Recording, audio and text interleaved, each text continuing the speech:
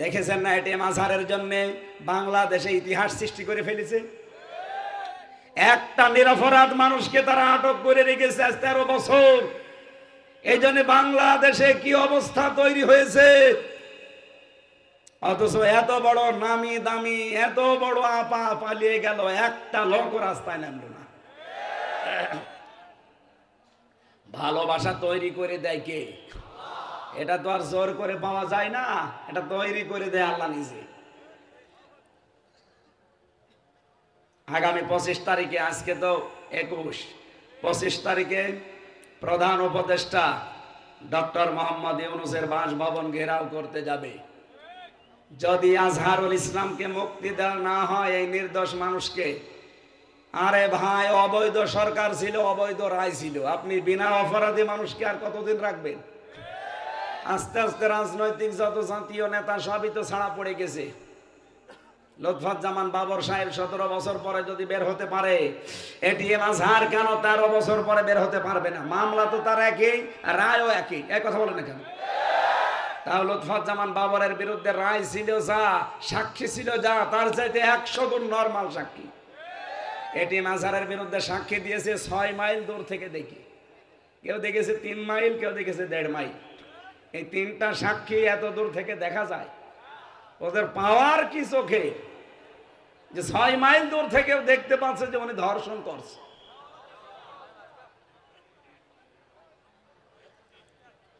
ধর্ষণের পক্ষে কলমের মাথার ভেতরে কলম থাকা অবস্থায় যেভাবে ঠিক নারী পুরুষকে আপনি ওইভাবে চোখে দেখবেন, তারপরে সাক্ষী দেবেন। আর এখান থেকে 6 মাইল দূরে উনি দেখেছে যে উনি ধর্ষণ করছে। আরে ধর্ষণ করছে না কি করছে আপনি কি দেখলেন? আল্লামা সাঈদীর বিরুদ্ধে সর্বশেষ মামলা দিয়েছিল জালেমরা, ধর্ষণের মামলা। পিরোজপুর থেকে যে মহিলাকে সাজিয়ে টাকা পয়সা দিয়ে নিয়ে এসেছিল, অ্যাডভোকেট তাজুল ইসলাম জিজ্ঞাসা করছে, এই মেয়ে মাওলানা সাঈদী আপনাকে ধর্ষণ করেছে? বলছে জি হ্যাঁ। আপনার জন্ম তারিখ কত, কবে জন্ম নিয়েছেন আপনি? 1975 সালে। 1975 সালে আপনার জন্ম, ধর্ষণ করেছে 71 সালে। এটাকে রুহের জগতে। অ্যাডভোকেট তাজুল ইসলাম ওই দিনই বলেছিল, মাননীয় আদালত পয়েন্টটা একটু লিখে রাখেন, ওর জন্ম 75-এ, ধর্ষিতা হয়েছে 71-এ। ওই দিনই তো মামলা ঢিসমিস হয়ে যাওয়ার কথা। বিচারপতি ছিল কালা মানিক। আমার মনে হয় ওর আর একবার মুসলমানি দেওয়া দরকার। সাথে মুসলমানি দেওয়ার দরকার নেই, কারণ ওর একটা বিসি উড়ে গেছে। ওর মুসলমান কি করবে, ওর বিসি নেই।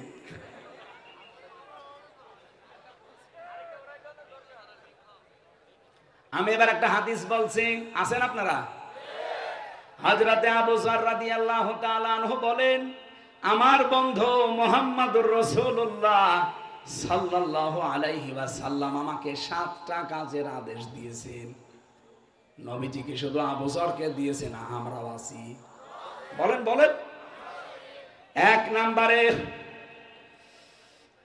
হযরতে আবু যর বলেন, এটা ইমাম আহমদ ইবনে হাম্বল বর্ণনা করেছে, মিসকিনদের ভালোবাসা এবং তাদের সাথে ওঠা বসা করা, তার মানে গরিব মানুষদের সাথে। 2 নম্বরে পার্থিব বিষয়ে নিজের চাইতে নিম্নে যারা আছে তাদের দিকে তাকানো, আর আখেরাতের বিষয়ে সব সময় উপরের দিকে তাকানো। একটু চিন্তা করতে পারেন যে মানুষগুলো দ্বীনের জন্য, ইসলামের জন্য এত কষ্ট করে গেল, তাদের তুলনায় আমি তো কিছুই করতে পারলাম না। কিয়ামতের দিন আল্লামা সাঈদী উঠবেন, আজহার সাহেব উঠবে, হামজা উঠবে, আপনিও উঠবেন। তাদের দ্বীনের জন্য, ইসলামের উপরে, ইমানের উপরে থাকতে গিয়ে তাদের যে স্যাক্রিফাইস। এটিএম আজহারের বাড়ি হাসিনার শ্বশুর বাড়ি যেখানে পাশাপাশি, ওনার বদরগঞ্জে, ইনার পীরগঞ্জে 1 গ্রাম পার হলেই ওনাদের গ্রাম। চিন্তা ভাবনা করে দেখেছেন, আত্মীয় হয় বারবার, কিন্তু তার কাছে অফার দিয়েছিল যে শুধু জামাত ইসলাম ছেড়ে দেন, আপনাকে শুধু ছেড়ে দেব না, একটা দায়িত্ব দিয়ে দেব। উনি বারবার বলেছিল আমি জামাত ইসলাম করি, কারো কথা শুনি না, আল্লাহ কি বলেছে রাসূল কি করেছে ওইটা চিনি। আপনারা আমাকে শুধু ছেলে না মেরেও ফেলতে পারেন, কিন্তু কখনো আমি ইসলামী আন্দোলন দেখা মতে দিনের যে দায়িত্ব, এক চুল পরিমাণ আমি পিছপা হব না। 13টা বছর তার জীবন থেকে নষ্ট হয়ে গেল। কিয়ামতের দিন লোকটা উঠবে, হামজা উঠবে, ওনার মর্যাদা আর আমার মর্যাদা তো আকাশ পাতাল, কারণ আমি তো দিনের জন্য কিছুই করতে পারিনি। এই জন্য দুনিয়ার হিসাবে সবসময় নিচের দিকে তাকাবেন, যে আমার তো একটা বাড়ি আছে, মাথা গোজার ঠায় আছে, কত মানুষ কুমিল্লা স্টেশনে থাকে। হ্যাঁ, কথা বলেন না কেন? উপরের দিকে তাকানো আখিরাতের বিষয়ে, যেই মানুষগুলো এত কষ্ট করার পরে এরপরেও তারা টলে নাই, আর আমার তো কষ্টই নেই। শুধু নামাজ পড়া 5 ওয়াক্ত লাও লোক দেখানোর জন্যে। এরপরে 3 নম্বরে বেশি রক্তের সম্পর্কগুলো যুক্ত রাখা লাগবে, যদিও তারা ছিন্ন করতে চায়। আর এটা বাংলাদেশের সমস্যা। বহু মানুষ দেখতে মনে হয় আল্লাহর ওলির মতো, কিন্তু নিজের ভাইয়ের সাথে কথা বলে না। হ্যাঁ, কথা বলে না কেন? আশা করছি রক্তের সম্পর্কগুলো ঠিক রাখবেন। 4 নম্বরে কারো কাছে কিছু না চাওয়া। নবীজি বলেন যদি জুতার ফিতাও দরকার হয় আগে সেজদা দিয়ে আল্লাহর কাছে বলবা, এরপরে অন্য কারো কাছে। 5 নম্বরে বেশি তিক্ত হলেও সত্য কথা বলা লাগবে। আজ বাংলাদেশে সব আলেম যদি কোরআন থেকে সত্য কথাগুলো আমরা বলতে পারতাম, আল্লাহর কসম এই 15 বছরে কোরআনের কথা কেউ বাধা দেওয়ার সাহস পেত না।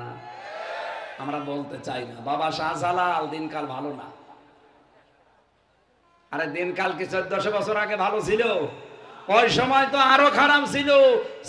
করাত দিয়ে ছিঁড়ে ফেলতো নবীদেরকে, বুকের ওপরে পাথর দিয়ে রেখেছিল হযরতে বেলালকে। এই কথা বলে না কেন? অঙ্গার দিয়ে পেছনে এরকম স্যাক দিত, আগুনের স্যাক। তার চাইতে কি দিনকাল খারাপ হয়ে গেছে? আপনার জন্য তো খারাপ হয়নি, দেলাওয়ার ভাইয়ের জন্য খারাপ হয়েছে। আগুনের শিক গরম করে তার লজ্জাস্থানে ঢুকিয়েছিল, পুরুষাঙ্গই নষ্ট হয়ে গেছে। পরবর্তীতে চিকিৎসার মাধ্যমে আবার আল্লাহ ফেরত দিয়েছে। 57 দিন রিমান্ডে ছিল শফিকুল ইসলাম মাসুদ। আপনি কয়দিন কি করেছেন ইসলামের জন্য? আপনার কি অবদান আছে ইসলামের? শুধু খান, পেট আর জহব্বা, এছাড়া আর কিছুই নেই আপনার। এত বড় বড় ভড়ি হয় আপনার। আলেমদের ভড়ি হবে কোন কারণে? হ্যাঁ, নবীজি বলেন খাওয়ার আগে যদি 3টা সুন্নাত কেউ পালন করে, কখনো ওর পেট বুকের উপরে উঠবে না। খাওয়ার আগে 3টা সুন্নাত কি? 1 ভাগ পানি, 1 ভাগ খাবার, আর 1 ভাগ খালি রাখবেন হজমের জন্য। মরণের খাওয়া খায়, এরপরে মিষ্টি খাওয়া সুন্নাত, আরো খাবার খায়। তো ওর পেট বড় হবে না? হবে কি? এত বড় বড় পেট হয়, মহিলারা লজ্জা পায়। আরে আল্লাহ, ছেলে মেয়ে হয় আমার, আর পেট হয় সলিমদ্দিন। কি ভড়ি গো, আখেরি ভড়ি। আমার মনে হয় পেটের ওপরে উকুন মারা যায়, টাস টাস করে শব্দ হবে। এত বড় ভড়ি। কোলাকুলি করতে যাবেন, বুক পাবেন না, এখানে বেঁধে যাবে। এরকম মানুষ দেশে নেই? যারা বেশি বেশি খায়, দেখবেন খালি খাই খাই করে, দেখবেন 2টা জিনিস বড় হয়, একটা পেট আর একটা মোষ। এত বড় বড় মোষ হয়, উকুন হয়, টের পায় না। কুষ্টিয়ায় এক চাষারে পেয়েছিলাম, দেখি যে সাদা। কি গো, কয়েকদিন আগেও দেখলাম একেবারে কাঁচা, এখন পেকে গেছি। বলছে ভাতিজা, এ গোপ পাকা নাশ, দুধ খেতে যে সর লেগেছে। কি মোষের বহরছি, তাকে দুধ খেতে যে সর লেগেছে ও টের পায়নি। এরপরে বেশি 6 নম্বরে আল্লাহর ব্যাপারে ধর্মীয় কাজে কোনো তিরস্কারকে ভয় পাওয়া যাবে না। আজকের তেলাওয়াতকৃত আয়াতের 3 নাম্বার পয়েন্টে এটা আছে, ইউজাহিদুনা ফি সাবিলিল্লাহ ওয়ালা ইয়াখাফুনা লাওমাতা লাইম। এরপরে 7 নাম্বার পেজি অধিকাংশ সময় লা হাওলা ওয়ালা কুওয়াতা ইল্লা বিল্লাহ, এই শব্দটা মুখে রাখবেন। নবীজি বলেন যালিকা ফাদলুল্লাহ, আল্লাহর কোরআন জানিয়েছে এটা আল্লাহর বিশেষ অনুগ্রহ। ইউতিহি মাইয়াশা, যাকে আল্লাহ ইচ্ছা করেন তাকে দান করেন। আল্লাহু ওয়াসিউন আলিম, আল্লাহ প্রশস্ত এবং প্রাচুর্যময়। এই আয়াত থেকে যে শিক্ষাগুলো বের করেছি আমার মনে হয় আপনারা বুঝে ফেলেছেন। আমরা যদি দিন থেকে ফিরে যাই আল্লাহর কোনো ক্ষতি আছে? বলেন আছে? আল্লাহ এমন একটা দল নিজে তৈরি করে দেবেন যে দলের ক্ষতি আপনি আর করতে পারবেন না, কারণ ওই দলকে বানাবে কে? আল্লাহ। তাদেরকে ভালোবাসবেন, তারাও আল্লাহকে ভালোবাসবে। নিজেদের প্রতি তারা কোমল হবে, কাফেরদের প্রতি কঠোর হবে। তিরস্কারের কোনো ভয় তাদের থাকবে না। আল্লাহ বলেন এটা আল্লাহ যাকে তাকে দেয় না, যার উপরে আল্লাহর বিশেষ দয়া আছে তারে এটা আল্লাহ দান করেন। আল্লাহ যেন ওই দলের ভেতরে আমাদের মতো মানুষদেরকে শামিল করে দিন কায়েমে ভূমিকা রাখার তৌফিক দেন, বলেন আমিন। দিনের মালিক যিনি, উনি সিদ্ধান্ত নিয়েছেন মানুষ যখনই দেখবো আমার দিন থেকে ফিরে যায়, মুখ ফিরিয়ে নেয়, আমি আল্লাহ নিজে তখন সিদ্ধান্ত নেই ওই জায়গায় এমন একটা দল আমি তৈরি করে দেব, যেই দল আমাকে ভালোবাসবে, আমি আল্লাহ তাদের ভালোবাসবো। বলেন তো এরকম একটা দল বাংলাদেশে এখন তৈরি হচ্ছে না? যারা দিন থেকে ফেরত চলে যায়, আর এই মানুষগুলো দিনকে মানার জন্য, দিনকে কায়েম করার জন্য জান প্রাণ দিয়ে চেষ্টা চালাচ্ছে। এদের ভেতরে কয়েকটা গুণ তৈরি হবে, তখন দেখতে পারবেন। আল্লাহ পাক বলেন কাতাবাল্লাহু লা আগলিবান্না আনা ওয়া রুসুলি। সূরা মুজাদালার 21 নাম্বার আয়াতের প্রথম অংশে আছে, 28 নাম্বার পারার 4 নাম্বার পৃষ্ঠার প্রথম লাইনে আছে। রব্বুল আলামিন বলেন কাতাবাল্লাহু লা আগলিবান্না। যারা আরবি গ্রামার জানে জিজ্ঞাসা করেন, লামে তাকিদ নুনে সাকিলা, আল্লাহ গ্যারান্টি দিয়ে বলছেন বিজয় কারা হবে এটা আমি আল্লাহ লিখে দিয়েছি।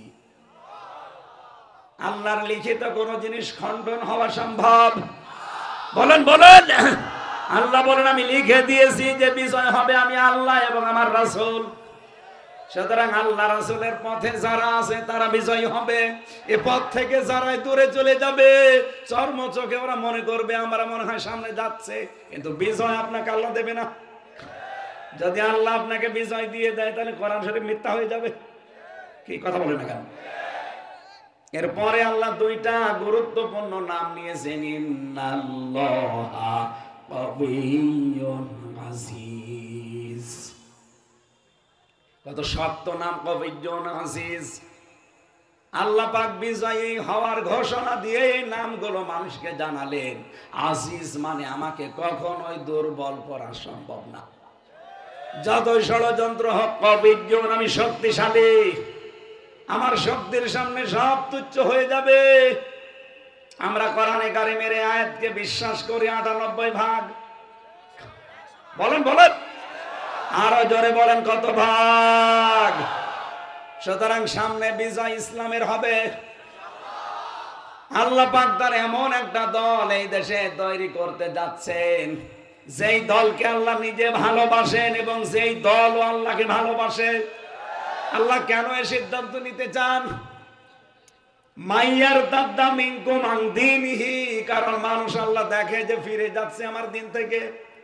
15.5 বছর যাই হয়েছে জালেমদের, কিন্তু অনেক মুনাফিক দেখছে এখন প্রকাশ্যে আল্লাহর দিন থেকে ফিরে চলে যাচ্ছে।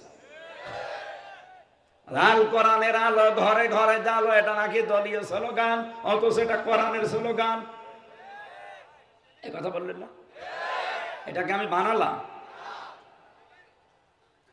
সূরা বানী ইসরাঈলে আছে 15 নম্বর পারা 9 নাম্বার পৃষ্ঠা 2 নাম্বার লাইনের 82 নাম্বার আয়াতের প্রথম অংশে আছে। এত দলিল দিয়েও যদি আপনার মন খারাপ হয়, এদিকে আসেন আসেন।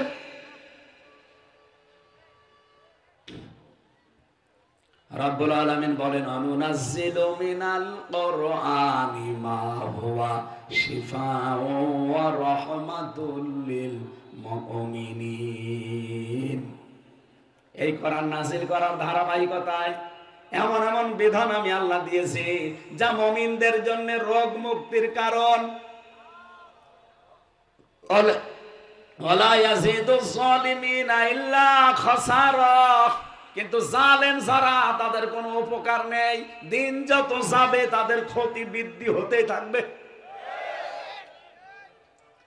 রব্বুল আলামিন সতর্কবাণী উচ্চারণ করছেন সূরা বানী ইসরাঈলের ৮ নম্বর আয়াতের প্রথম অংশে, আসা রাব্বুকুম আইয়ারহামাকুম ওয়া ইন উদতুম উদনা।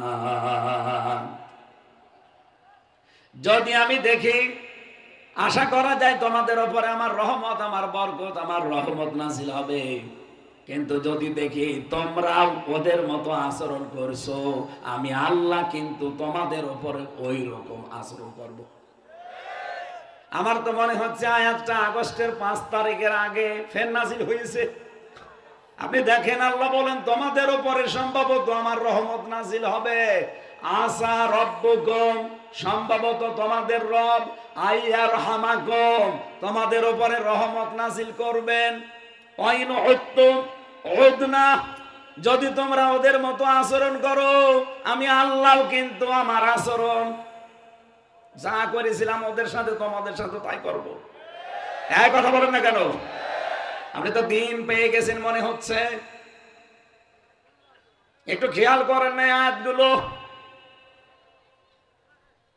সত্যি যদি আল্লাহর সাথে আপনি এরকম বিদ্রোহ আরম্ভ করেন, জালেমদের সাথে আল্লাহ যে আচরণ করেছে আপনার সাথেও সে আচরণ করবে। আল্লাহ বলেন লিল কাফিরিনা হাসিরা, হাসিরা মানে কারাগার। আমি জালেমদের কি কাফেরদের জন্য, অস্বীকারী যারা এদের জন্য কারাগার তৈরি করে রাখলাম, জাহান্নামকে। তাহলে জাহান্নামকে কারাগার বলেছেন আল্লাহ। আমাদের এখান থেকে খুব সতর্ক হয়ে চলা লাগবে। আল্লাহর দিন থেকে ফিরেছে, আল্লাহকে আপনি দুর্বল করতে পারবেন না। কি ক্ষতি হয়ে যাবে আপনার, আপনার দলের। কারণ আল্লাহ এমন একটা দলকে এই জায়গায় দাঁড় করিয়ে দেবেন, ওয়াইন তাতাওয়াল্লাউ ইয়াস্তাবদিল কওমান গায়রাকুম সুম্মা লা ইয়াকুনু আমসালাকুম। সূরা মুহাম্মদের ভেতরে আছে ২৬ নম্বর পারায় আল্লাহ পাক বলেন, তাদেরকে আমি আল্লাহ ওই জাতির উপরে এমন একটা জাতি তৈরি করব যারা তোদের মতো হবে না। প্রশ্ন আসতে পারে, আপনি ভাষাটা কি বললেন? তোদের মতো। আপনি তাফসিরে দেখেন, বাংলায় এইটাই লেখা আছে। তোমাদের মতো এত সম্মানিত শব্দ আল্লাহ দেয়নি। কারণ দিন থেকে আপনি ফিরে চলে যাবেন, আর আপনাকে আদর করে ভালোবাসা দিয়ে আল্লাহ ডাকবে। এই জন্য তোমাদের বাদ দিয়ে তোদের দিয়েছেন। সম্মালা এখনো আমসালাকুম, যারা তোদের মতো হবে না, এমন একটা জাতি আমি তোদের মাথার উপরে এমন একটা দল তৈরি করব যারা তোদের মতো হবে। বলেন বলেন, সেই দলের লোকজনের কাজ কি হবে? আমি তো সামনে ঠিক এই আয়াতটা বাস্তবে মিলিয়ে দেখতে পাচ্ছি। একামতে দিন যারা এদেশে কায়েম করতে চায়, সেই দলকে আমার আল্লাহ এই আয়াতে ইঙ্গিত দিয়েছেন। বাংলাদেশে তো কত দল আছে, সবাই একামতে দিনের কাজ করে না। কেউ খেদমতে দিন নিয়ে ব্যস্ত আছে। এই কথা বলে না কেন? কেউ খেদমতে দিন নিয়ে ব্যস্ত আছে, কেউ আছে একামতে দিন নিয়ে। খেদমতে দিন যদি এদেশে কিয়ামত পর্যন্ত হয়, একামতে দিন যদি এদেশে কায়েম না হয়, আল্লাহর কসম, আল্লাহর বহু বিধান আছে আপনি মানতে পারবেন না। বলেন, বাংলাদেশে খেদমতে দিন আছে না নেই? কিন্তু সুদ মুক্ত হতে পারছেন? বলেন। ব্যাংকিং ব্যবস্থার দিকে তাকান। এখন ইসলামী ব্যাংকে যে নিয়ম নীতিগুলো আছে, এইগুলো যদি আজ বাংলার সব ব্যাংকে আমরা জারি করতে পারতাম, হ্যাঁ, এরাও ১০০% সুদ মুক্ত না। যতদিন পর্যন্ত রাষ্ট্রীয়ভাবে যাকাত ভিত্তিক অর্থনীতি কায়েম না হবে, ততদিন এই দেশে সভাপতি না, ও সভাপতির বাপ যদি বাস করে সেও সুদ খাবে। আমার এই টুপি সুন্দর লাগছে, এর ভেতরেও সুদ আছে।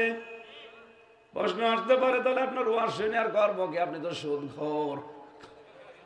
আরে ভাই, এই টুপিটা আমি যে দোকান থেকে কিনেছি, এটা যেই ফ্যাক্টরিতে তৈরি হয়েছে, ওই ফ্যাক্টরির মালিক এই দেশের ব্যাংক থেকে লোন নিয়েছে। আর লোন নিলে তো সুদ দেয় না, বলেন। এদেশের সোনালী, রূপালী, চৈতালি, চৈতালি ব্যাংক আছে, চৈতালিও হবে। সোনালী, রূপালী, চৈতালি, অগ্রণী, যত রকমের ব্যাংক আছে, যতদিন পর্যন্ত মোশারাকা, মুদারাবা, মোরাবাহা, বায়ে সালাম, বায়ে ইস্তেসনা, বায়ে মুআজ্জাল, ওয়াহেদা, এরকম প্রায় 32টার উপরে নিয়ম আছে। এইগুলো যখন আপনি ইসলামী অর্থনীতিতে মানতে পারবেন, ব্যাংকিং ব্যবস্থায়, তখন আপনি সুদ থেকে মুক্ত হতে পারবেন। কিন্তু আমরা পারছি না কেন? কারণ দেশে এখনো রাষ্ট্রীয়ভাবে যাকাত ভিত্তিক অর্থনীতি কায়েম। বলেন বলেন। বাংলার মুসলমানেরা ভালো করে মিলান।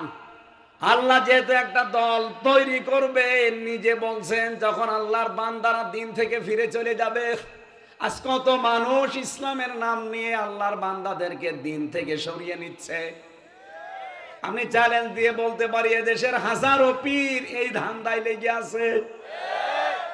যারা মনে হয় বাতিলের কাছে কিছু পায়, তাছাড়া তারাও তো দেখি মাওলানা, মুফতি, মুহাদ্দিস, আল্লামা, পীরে কামেল, মোজাদ্দেদে জামান, ভারতের কামান, হাওড়ার সেতু, যমুনার ব্রিজ, কত কিছু নামের আগে 14 লাইন ডিগ্রি দিয়েছে, শেষে আবার লেখা থাকে কু সে আ, কুকুর, সিগাল, বিড়াল। তাছাড়া কি কু সে আ মানে কি? কুত্তা বিড়াল হবে না? এরা তো অবশ্যই কামেল পাস করে অনার্স মাস্টার্স করেছে। কি আয়াতগুলো পড়ে না তারা? আল্লাহর দিনের ভেতরে নতুন করে কিছু দিলে সে কাফের। বলেন বলেন। কারণ আল-ইয়াউমা আকমালতু লাকুম দীনাকুম, আজকে আমার দিনকে পরিপূর্ণ করে দিলাম। কিয়ামত পর্যন্ত আমার দিনের ভেতরে কিছু দেওয়া যাবে না, এমনকি দিন থেকে কিছু বাদও দেওয়া যাবে না। বলেন, নামাজ যদি দিনের ভেতরে থাকে, যাকাত দিনে নেই। বলেন বলেন। রোজা দিনের ভেতরে নেই। সমাজ কিভাবে চালানো লাগবে দিনের ভেতরে নেই। রাজনীতি কিভাবে করা লাগবে দিনের ভেতরে নেই। নামাজের কথা বললে আপনার আনন্দ লাগে, রোজার কথা বললে ভালো লাগে, সমাজ কিভাবে চলবে এটার কথা বলতে গেলে আপনার মন পাওয়া যায় না। রাজনীতি একটা ইবাদত, এই ইবাদতটা আজ বাংলাদেশের মানুষ বোঝে না। কি এই কথা বলা লাগবে, এইটা আজ আমরা বুঝি না। এই জন্যই তো পুরা রাজনীতিটা আজ দুর্নীতি হয়ে দাঁড়িয়েছে। আল্লাহর কসম, যারা ভারতকে সমর্থন করেন, আমি নির্দ্বিধায় বলতে পারি আপনি দুর্নীতি সামনে করবেন অথবা করেছেন। এই জন্য সামনে পালানো লাগতে পারে, জায়গা কাছে, এই কারণে ভারতকে সমর্থন করে। ও জালেমরা তো সমর্থন করতো এই কারণে যে যা করেছি পাহাড়, এ নিয়ে তো আর আমেরিকায় একবারে যাওয়া যাচ্ছে না, গেলে আগে দাদার কাছে, এরপরে ওখান থেকে। এই জন্য এত সাপোর্ট করতো, এমনকি স্বামী স্ত্রী বানিয়ে ফেলেছি। আর শয়তানরা পালিয়েছেও ঠিক দাদার কাছে। 300 এমপির ভেতরে প্রায় 280 জনই দাদার কাছে। আমি আবার রিপিট করছি, যারা দাদা বাবুদের সমর্থন করেন, এখানে অনেক গোয়েন্দা আছে, আমি জানি। আপনি ছেড়ে দেন, আমার কোনো ভয় নেই জীবনের ওপরে, কারণ আমি মরণের ঘর থেকে ঘুরে এসেছি। আমি যেখানে গিয়েছি ওই জায়গায় কেউ বাঁচে না, এই জন্য আমার আর কোনো ভয় নেই। আমার এখন যা লাইফ আছে এটা আমার বোনাস লাইফ। যা জানি এটা আল্লাহর উপরে ভরসা করে আমি বলবোই। এতে কে নারাজ হইলো কে খুশি হইলো তার দেখার দরকার নেই। যারাই ভারতকে সমর্থন করবে আপনি দেখবেন ওদের ধান্দা আছে আমরা এরকম মারিং কাটিং করব, ঝামেলায় পড়লে পালাবো। এত পাশে তো তাড়াতাড়ি চলে যাওয়া যাবে।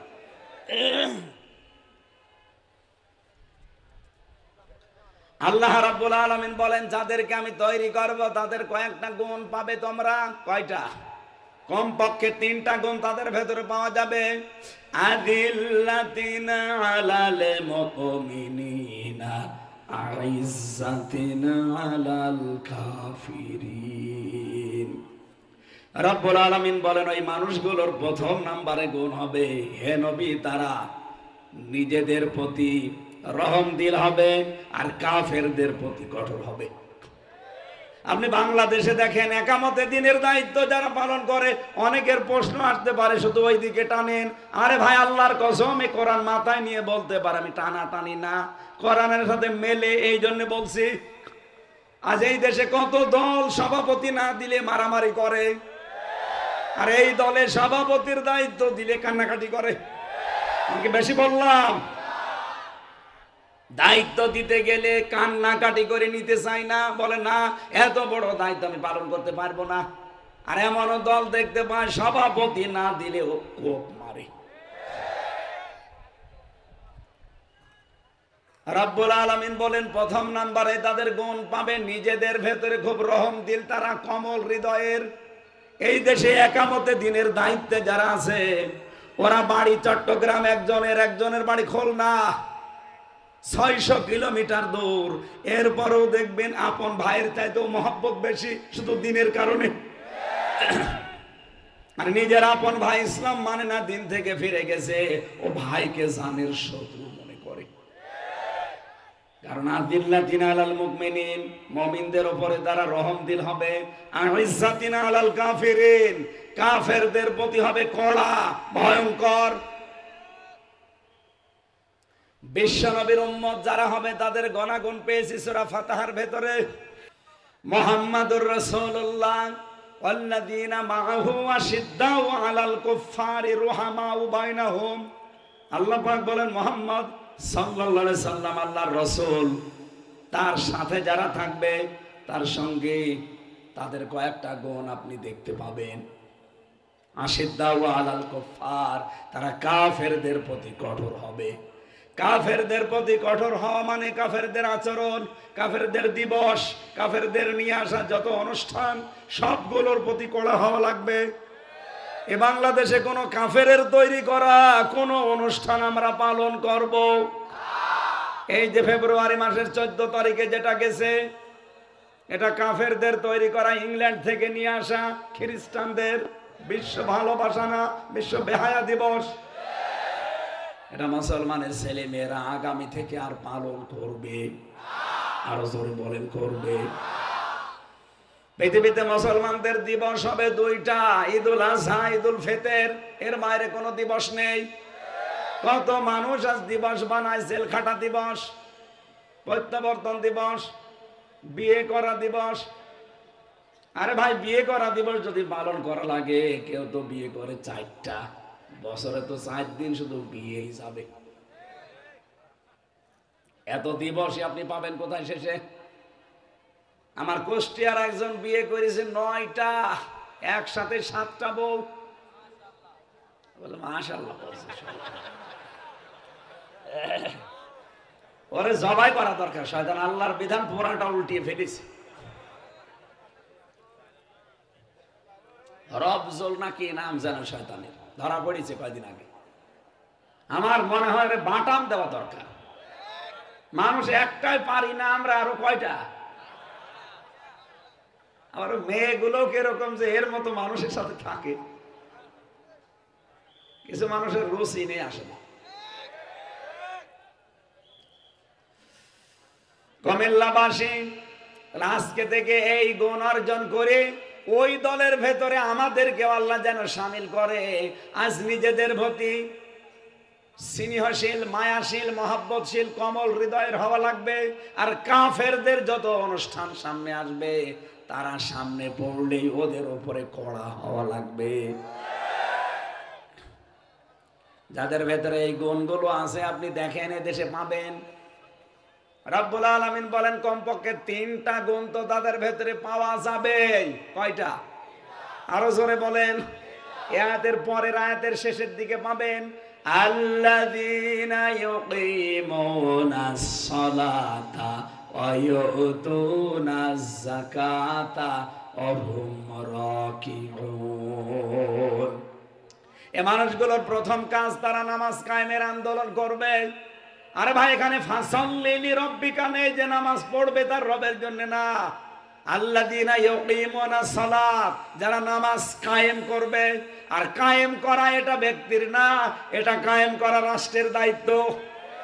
সুতরাং আমরা এমন একটা রাষ্ট্র তৈরি করতে চাই যে রাষ্ট্রে নামাজ কায়েম থাকবে। এইটার জন্যই রাজনীতি করি, এইটার জন্যই রাজনৈতিক কথা বলা হয়। তাছাড়া অন্য কোনো উদ্দেশ্য আল্লাহর কসম আমার নেই। আমি যেহেতু নামাজ একা একা পড়তে পারবো, কিন্তু কায়েম করতে বলেন বলেন আরো জোরে বলেন। নামাজ কায়েমের দায়িত্ব কার? রাষ্ট্রের। কার? এটাকে আমি বানালাম। সূরা হজের 41 নম্বর আয়াতে আল্লাহ দলিল দিয়েছেন, আল্লাযীনা ইম্মাক্কান্নাহুম ফিল আরদি আকামুস সালাহ, যাদেরকে আমি রাষ্ট্র ক্ষমতা দেব, ওরা যদি মুমিন হয়, ওরা প্রথম নাম্বারে নামাজ কায়েমের বিল পাস করে দেবে নামাজের। তে আমরা তো চাই 300 এমপির ভেতরে অন্তত 151 জন এমপি এই দেশে এমন সংসদে কোরআন বুকে নিয়ে যাবে যারা সংসদের প্রথম অধিবেশনে নামাজের বিল আনবে। এটা আপনার কাছে রাজনীতি মনে হয়? এইটাই তো আসল নীতি। তাছাড়া ব্যক্তিগত জীবনে যদি নামাজ পড়ার কথা আল্লাহ বলতেন, আমি আয়াত পড়তাম না। যেহেতু আল্লাহ এমন মানুষকে ভালোবাসেন, তারাও আল্লাহকে ভালোবাসে, তার প্রথম গুণ তারা নামাজ কায়েমের আন্দোলন করবে। আজ এই তাফসীর মাহফিল, ওয়াজ মাহফিল, এই সমস্ত অনুষ্ঠানে কোরআনের কথাগুলো এইভাবে বলা হয় না। বলতে গেলে এই 15 বছর খালি রাজনীতি বলতো। কি বলেন বলেন? এই কারণে কি হয়েছে দেখেছেন, বউগুলো রাজমিস্ত্রি আর আমরা জোগাইলে কি বউগুলো রাজমিস্ত্রি না?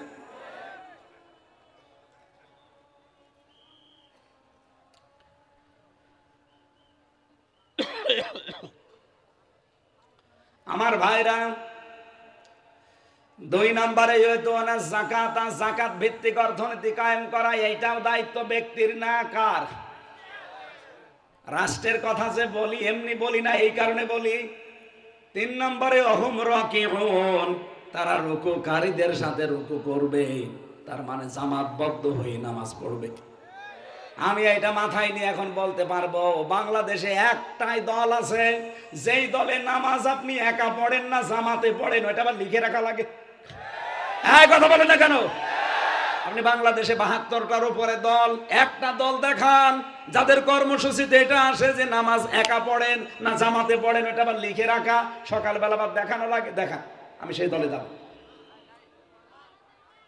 আমি তো নিজে একটাই পেয়েছি, এই কারণে আমি সেইটাই থাকি। আমি দেখেছি এই মানুষগুলো নামাজ জামাতে পড়ে না, একা পড়ে। আবার নামাজ কয় রাকাত পেয়েছেন জামাতে, সেটাও লিখে রাখা লাগবে। কারণ অহম রাকিউন, আপনি নামাজ পড়লেই হবে না, রুকুকারীদের সাথে রুকু করবেন, তার মানে জামাতবদ্ধ হয়ে নামাজ পড়বেন। এত খোলাখুলি বলার পরেও যদি কেউ বলে যে হুজুর আমার বুঝি আসছে না, এদিকে আসেন, এমন জোরে কানের নিচে দেব সব বুঝতে থাকবে। আপনি আর বুখারী শরীফ, কোরআন শরীফ দিয়ে বসবেন না, আপনার বাকারি শরীফ লাগবে।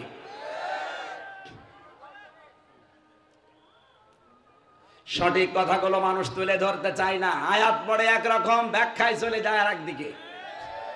আমি যা পড়েছি তাফসিরে সেইটাই বাংলা বললাম, আপনি মিলিয়ে দেখেন। একটা কথা যদি ভুল হয় আমার সাথে বসে, মাইয়ার তাদ্দা মিনকুম আন দীনিহি, যারা আল্লাহর দিন থেকে ফিরে যাবে, আল্লাহর সিদ্ধান্ত, ফাসাউফা ইয়াতিল্লাহ, আল্লাহ বলেন আমি নিজে অতি তাড়াতাড়ি বিকৌমিন, এমন একটা দল তৈরি করে দেব, ইউহিব্বুহুম, যারাদেরকে আমি আল্লাহ নিজে ভালোবাসি, ওয়া ইউহিব্বুনাহু, তারাও আমাকে জীবনের চাইতেও বেশি ভালোবাসে। বাংলাদেশের সাথে আমি তো মিলাতে পারি, আপনি পারেন না কেন? আদিল্লাতিন আলাল মুমিনিন, তাদের আর একটা গুণ, এই মানুষগুলো নিজেদের প্রতি এমন কমল আচরণ করবে, তাই করে। কথা বলে না কেন? আইজ্জাতিন আলাল কাফিরিন, কাফেরদের প্রতি কিন্তু তারা কড়া।